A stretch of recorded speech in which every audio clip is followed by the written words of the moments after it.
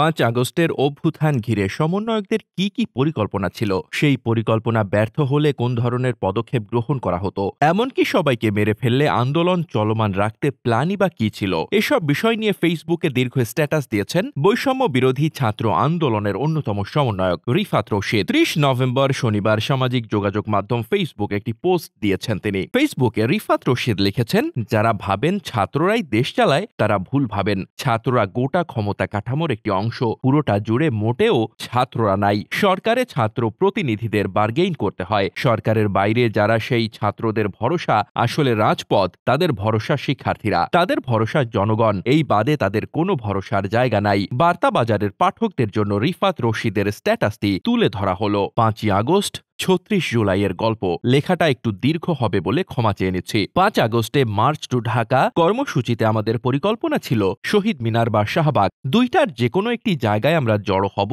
সেখান থেকে আমরা গণভবন অভিমুখী মার্চ করব।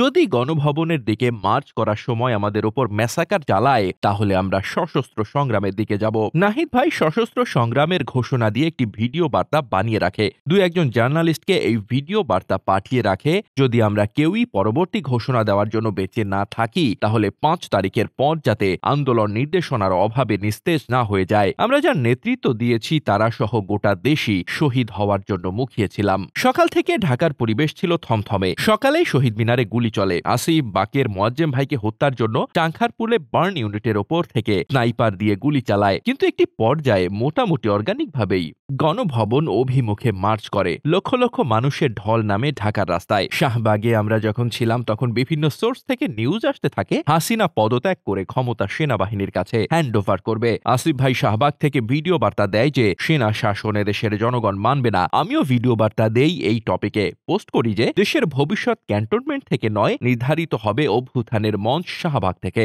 সারা দেশের মানুষ আমাদের সর্বাত্মক সমর্থন জানায়, ফলে সেনা শাসনের সম্ভাবনা সেখানেই নস্যাৎ হয়ে যায়। এরপর শাহবাগ থেকে গণভবন অভিমুখে লং মার্চ শুরু হয়। তখনও আমরা জানতাম না যে হাসিনা আদৌ পালাইছে কিনা। লং মার্চ যখন মোটামুটি ফার্ম গেটের কাছে, তখন আমরা জানতে পারি হাসিনা দেশ ছেড়ে পালাইছে। তখন গণভবন অভিমুখী লং মার্চ বিজয় মিছিলে রূপ নেয়। এতক্ষণ জানা ঘটনাগুলো আওড়ালাম কারণ পুরো ঘটনা প্রবাহ যারা জানে না তাদের বোঝা সহজ হবে। আমরা মার্চ শেষে দ্রুত শাহবাগে আসার প্ল্যান করি। শাহবাগ থেকে আমরা ক্যাম্পাস খুলে দিয়ে শিক্ষার্থীদের সাথে আলোচনা করে বিপ্লব পরবর্তী বাংলাদেশ কিভাবে পরিচালিত হবে সেটা নির্ধারণ করব। কিন্তু হিসেব এতটাও সহজ ছিল না। দুপুর থেকে আসিফ নজরুল স্যার, নাহিদ ভাই, আসিফ ভাই ও মাহফুজ ভাইকে খুঁজছিলেন বঙ্গভবনে আমাদের নিয়ে যাওয়ার জন্য। কিন্তু আমরা যারা দীর্ঘদিন ক্যাম্পাসে অ্যাক্টিভিজম করেছি তাদের মাঝে প্রাথমিক বোঝাপড়া থাকার জন্য আমরা সকলেই জানতাম আমরা বঙ্গভবনে যাব না। আমাদের ডিসিশন শাহবাগে জনতার মঞ্চ থেকেই হবে। নাহিদ, আসিফ, মাহফুজ ভাইয়ের এই সিদ্ধান্তে একমত ছিলেন, কিন্তু ওই মুহূর্তে সবাই একসাথে বসে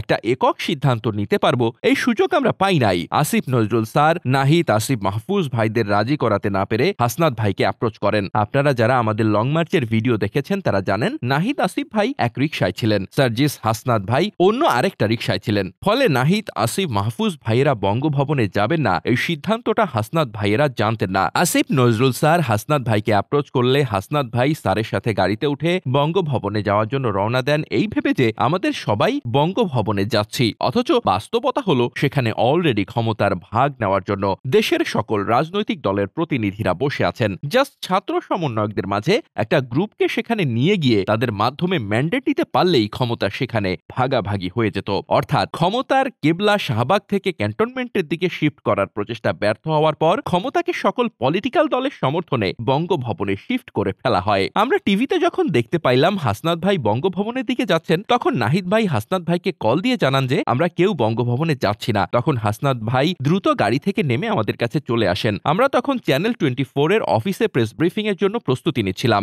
আমরা সেখান থেকেই ঘোষণা দেই যে বাংলাদেশের শিক্ষার্থীদের নেতৃত্বে গণ অভ্যুত্থান হয়েছে। শিক্ষার্থীরাই এদেশের পরবর্তী ক্ষমতা কাঠামো নির্ধারণ করবে। এর ফলে একটা বার্গেনিং পয়েন্ট তৈরি হয়। এই বার্গেনিং পয়েন্টের জোর এবং সারা দেশ আমাদের পাশে থাকায় পরবর্তী ক্ষমতা কাঠামো থেকে আমাদের পুরোপুরি বাদ দেয়া যায় নাই। তবুও নানাবিধ গেম আসলে চলতেছিল আমাদের সাথে। ফলে বাধ্য হয়েই মাঝরাতে ভিডিও বার্তার মাধ্যমে নাহিদ ভাই, আসিফ ভাই আর বাকের ভাই জানান যে ডক্টর মোহাম্মদ ইউনূসকে ইন্টারিম গভর্নমেন্টের প্রধান উপদেষ্টা করা হবে, যা এদেশের সর্বস্তরের জনগণ সমর্থন জানায়। মূলত ছাত্র প্রতিনিধিদের দ্বারা প্রধান উপদেষ্টাকে সর্বসম্মতিক্রমে নিয়োগের মাধ্যমেই গভর্নমেন্টে ছাত্রদের স্টেকটুকু নিশ্চিত করা যায়। যারা ভাবেন ছাত্ররাই দেশ চালায় তারা ভুল ভাবেন। ছাত্ররা গোটা ক্ষমতা কাঠামোর একটি অংশ, পুরোটা জুড়ে মোটেই ছাত্ররা নাই। সরকারে ছাত্র প্রতিনিধিদের বার্গেইন করতে হয়। সরকারের বাইরে যারা সেই ছাত্রদের ভরসা আসলে রাজপথ, তাদের ভরসা শিক্ষার্থীরা, তাদের ভরসা জনগণ। এই বাদে তাদের কোনো ভরসার জায়গা নাই। ডেস্ক রিপোর্ট, বার্তা বাজার।